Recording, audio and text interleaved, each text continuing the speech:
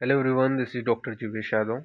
तो according to NCISM syllabus हम लोग रोग निदान एवं विकृति विज्ञान पेपर 2 का मोस्ट इंपॉर्टेंट 21 जो टॉपिक है वो अपन डिस्कस कर रहे थे और इसी को ही अपने को कंटिन्यू करना है। ठीक है, तो आज जो है हम लोग बात करेंगे टॉपिक नंबर 2 के बारे में। तो वो रहा आपका पांडु रोग। बहुत इंपॉर्टेंट टॉपिक है, इससे भी आपके एग्जाम में क्वेश्चन आते हैं। तो सबसे पहले तो व्याधि का परिचय बताया गया है, क्या होता है। तो रक्त अल्पताजन्य जो है व्याधि है, तो ये चीज़ याद रखना। पांडु क्या है आपका, एनीमिया से कोरिलेट करते हैं, तो रक्त अल्पताजन्य व्याधि है। सभी व्याधि जिसमें शरीर का जो वर्ण है वो पांडु वर्ण का हो जाता है, अर्थात श्वेत पित्त या श्वेत रक्त वर्ण का हो जाता है, वह पांडु रोग कहलाते हैं। निरुक्ति के बारे में बात कर लेते हैं। तो पांडु पीड़नाशने धातु से कु प्रत्यय लगाने पर पांडु शब्द बने हैं। केतकी की धूल के समान सफेदी लिए हुए पीलेपन से युक्त जो व्याधि होता है वो पांडु रोग कहलाता है। तो ये आपको ध्यान में रखना है। बात कर लेते हैं इसकी परिभाषा के विषय में, डेफिनेशन के विषय में। तो पांडुत्वेन नानो पील अक्षितो रोगा पांडु रोगा, यानी कि जिस व्याधि में मुख्यतः रोगी का जो त्वचा है, स्किन है, वो उसका जो वर्ण है वो श्वेत पित्त अर्थात पांडु वर्ण का हो जाता है, उसे अपन क्या कहते हैं, पांडु रोग कहते हैं। ये यहाँ पे इसका डेफिनेशन बताया गया है। फिर निदान के विषय में बात करते हैं। तो इसके निदान को जैसे हमने डिवाइड किया था, निदान जो है आहारज विहारज। तो आहारज निदान के अंतर्गत क्या क्या चीज आ जाएगा, जैसे क्या क्या आप सेवन करते हो। तो क्षार अम्ल लवण उष्ण इन पदार्थों का अत्यधिक सेवन कर रहे हो जो पित्त को बढ़ाते हैं। विरुद्ध आसन असातम्य भोजन का सेवन कर रहे हो, ठीक है। खली तथा तिल्ली का अत्यधिक सेवन कर रहे हो, मद्य का सेवन कर रहे हो, ठीक है। तो ये यहाँ पे आपका मृतिका का भक्षण कर रहे हो, तो ये सभी क्या है, आहारज निदान के अंतर्गत आ जाएगा। विहारज निदान में जैसे दीवा शयन हो गया, वेगों का धारण करना, ठीक है, बहुत ज्यादा व्यायाम करना, इसके अलावा व्यय करना, काम चिंता भय क्रोध या पंचकर्म की जो व्यापत्ति है, ठीक है, इन सभी कारणों की वजह से जो है पित्त प्रकोपित होगा और पांडु रोग को उत्पन्न करेगा। संप्राप्ति के विषय में बात करें तो यहाँ पे वही चीज बताया गया है कि पित्त प्रधान त्रिदोष के प्रकोपित होने पर धातुओं का पोषण क्रम में शिथिलता तथा गौरवता आ जाती है, जिसके फलस्वरूप ओज का स्नेहन व बल का क्षय हो जाता है। जिसके फलस्वरूप ओज के स्नेहन व बल का क्षय हो जाते हैं। ओज के क्षय होने से रक्तल्पता व अल्पमेधता तथा निसारता एवं इंद्रियों में शिथिलता आदि लक्षण उत्पन्न हो जाते हैं तथा अंगों में डिस्कलरेशन यानी कि विवर्णता हो जाना, यही क्या कहलाएगा, आपका पांडु रोग को उत्पन्न करते हैं। तो ये यहाँ पे आपका बताया गया है, तो ये आपको ध्यान में रखना है, ये संप्राप्ति में बताया गया है। संप्राप्ति चक्र के विषय में देख लेते हैं इसमें। तो जैसे हमने ऊपर में निदान देखा, ठीक है, तो उन निदानों का सेवन करने की वजह से, अत्यधिक सेवन करने की वजह से क्या होते हैं, पित्त प्रधान त्रिदोष जो है वो प्रकोपित होते हैं, ठीक है। तो निदान इसका पासवर्ड नहीं रहेगा, निदान तो नहीं रखूंगा मैं, ठीक है। साधक पित्त है तो साधक इसका पासवर्ड रहेगा, साधक, ठीक है। तो यहाँ पे आपका क्या होता है, साधक जो पित्त प्रधान होता है, पित्त जो है कौन सा साधक पित्त, ये क्या है, त्रिदोष के साथ में कुपित होकर के त्वचा हो गया, मांस हो गया, इसके अंतर्भाग में स्थान संश्रय कर लेते हैं और वात कफ तथा रक्त मांस को दूषित करके शरीर का पांडुवर्णी हो जाना, फिर पांडु रोग की उत्पत्ति होना। तो निदान सेवन करने की वजह से पित्त प्रधान त्रिदोष प्रकोपित होता है, फिर त्वचा मांस के अंतर स्थान संसर्ग करके वात कफ रक्त मांस को दूषित करके शरीर का पांडुवर्णी होना, जिससे वजह से पांडु रोग की उत्पत्ति होती है। तो ये यहाँ पे बताया गया है।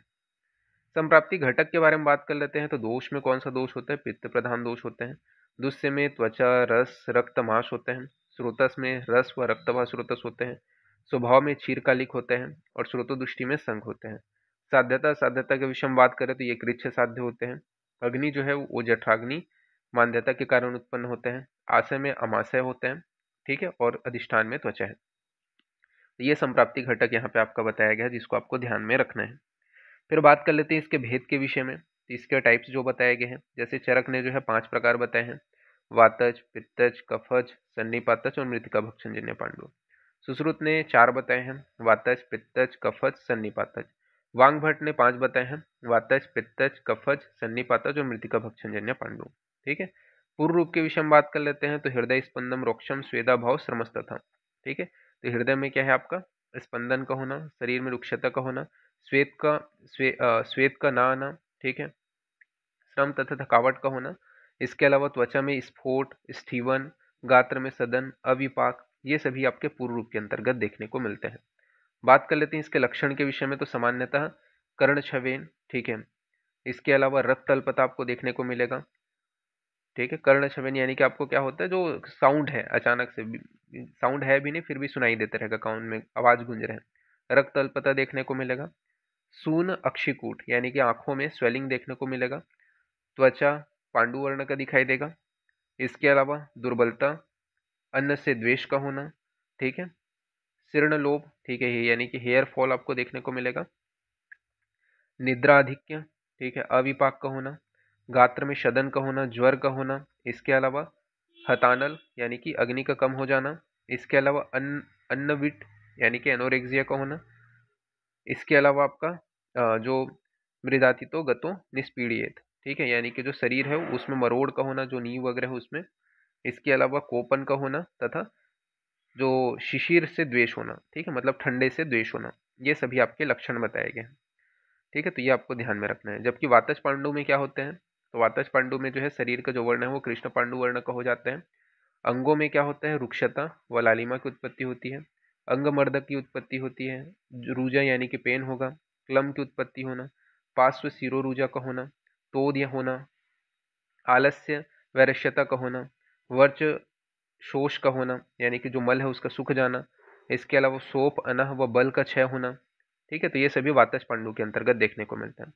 जबकि पित्तज पांडु में पिपासा होती है, तृष्णा होगी, ज्वर की उत्पत्ति होगी, मूर्छा की उत्पत्ति होगी, दह होगा, दुर्गंध होगा, शरीर में दुर्बलता आ जाएगा, शीत चीजों की कामना होगी, उद्गार होगा, ठीक है, श्वेत की अधिकता होगी, पित्त मूल तथा भिन्न वर्जित, ये सभी आपको देखने को मिलेगा पित्तज पांडु के अंतर्गत। कपच पांडु में क्या होते हैं, तो हैवीनेस फील होगा, गौरवता आ जाएगा, तंद्रा की उत्पत्ति होगी, सर्दी प्रशेक होगा, श्वेत अवभाषता होगा, लोम हर्ष होगा, श्वेथु की उत्पत्ति होगी, आलस्य अरुचि की उत्पत्ति होगी। ये कपच पांडु में देखने को मिलते हैं। सन्निपातज में क्या होता है, आपका जो है क्षीण हो जाता है, जो हतेंद्री है वो, ठीक है, और सुधा की उत्पत्ति होती है, मतलब मिश्रित लक्षण आपको देखने को मिलते हैं। फिर मृतिका भक्षण जन्य पांडु को अलग से बताया गया है कि मृतिका भक्षण जन्य जो पांडु है उसकी संप्राप्ति बताते हुए बोला गया है कि मृतिका मतलब मिट्टी। तो मिट्टी जो है वो 3 प्रकार की मिट्टी का सेवन करने की वजह से पांडु रोग की उत्पत्ति होती है। एक होता है कसाय मृतिका, ठीक है, जो आपका क्या है वात को बढ़ाते हैं, ऊषर मृतिका जो पित्त को बढ़ाता है, और मधुर मृतिका जो क्या है कफ को बढ़ाते हैं। इस प्रकार से तीनों प्रकार की जो मृतिका है ये क्या होते हैं, मृतिका जो है रुक्ष गुण वाले होते हैं और त्रिदोष को प्रकोपित करते हैं। ठीक है, तो त्रिदोष इस प्रकार से प्रकोपित होगा तीनों प्रकार की मृतिका का सेवन करने की वजह से, रुक्ष गुण होने के कारण, जो क्या करेगा, अन्न रस रक्त आदि में रुक्षता को उत्पन्न करके मृतिका का अविपाक कर स्रोतावरोध करेगा तथा धातु जो है पोषण का अभाव हो जाएगा।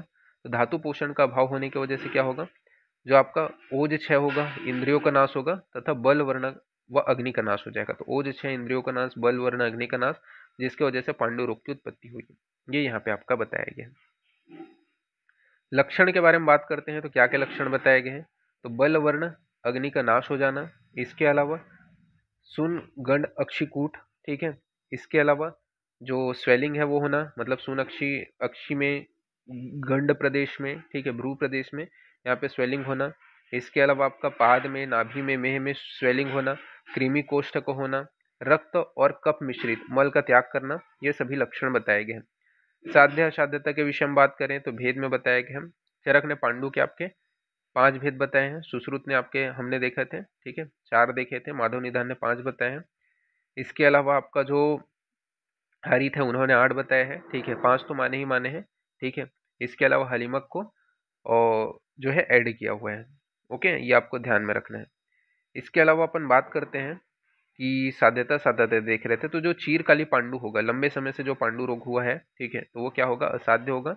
इसके अलावा चीरकालिक पांडु है, ठीक है, उसमें कैसा क्या सिम्टम दिखाई दे रहा है, और तो आकाश पीला देख रहे हैं, ठीक है, स्वेलिंग है, तो वो भी असाध्य होगा।